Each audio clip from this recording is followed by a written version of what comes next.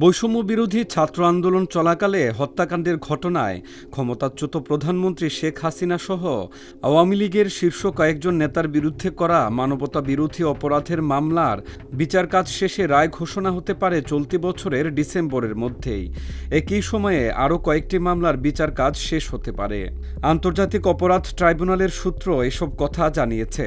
সূত্র বলছে, এই ট্রাইব্যুনালের চলমান গতি প্রকৃতি বিবেচনায় এমন আশা করা হচ্ছে। আন্তর্জাতিক অপরাধ ট্রাইব্যুনালের সূত্র এসব কথা জানিয়েছে। সূত্র বলছে, দুই ট্রাইব্যুনালের চলমান গতি প্রকৃতি বিবেচনায় এমন আশা করা হচ্ছে।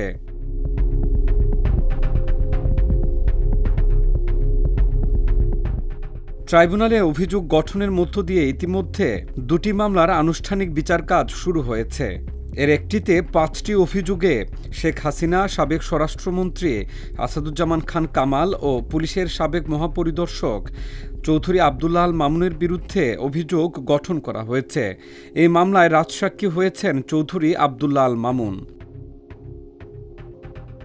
আনুষ্ঠানিক বিচার কাজ শুরু হওয়া অপর মামলাটি রাজধানীর চানখারপুলে 6 জনকে গুলি করে হত্যার ঘটনায় করা।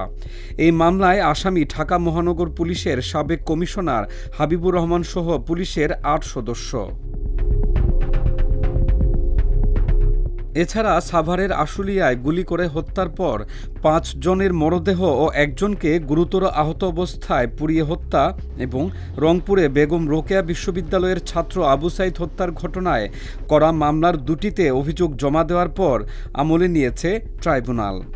আদালত অবমাননার এক মামলায় ইতিমধ্যে শেখ হাসিনার 6 মাসের কারাদণ্ড হয়েছে ট্রাইব্যুনালে।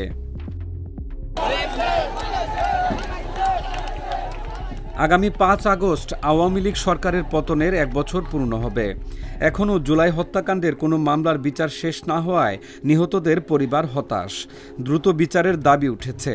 জানতে চাইলে আন্তর্জাতিক অপরাধ ট্রাইব্যুনালের চিফ প্রসিকিউটর মোহাম্মদ তাজুল ইসলাম আজকের পত্রিকাকে বলেন, 1 বছরে বিচার কাজের যে অগ্রগতি, তাতে ডিসেম্বরের মধ্যেই কয়েকটি মামলার বিচার কাজ শেষ করা সম্ভব। সেই গতিতে বিচার কাজ এগিয়ে যাচ্ছে। এর মাধ্যমে প্রধান যারা অপরাধী তাদের বিচার কাজ হয়তো শেষ করা সম্ভব হবে।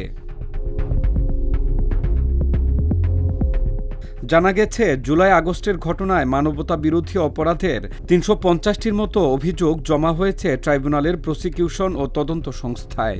প্রায় সবকটিতে শেখ হাসিনার নাম উল্লেখ রয়েছে। বর্তমানে অর্ধশত অভিযোগের তদন্ত চলছে।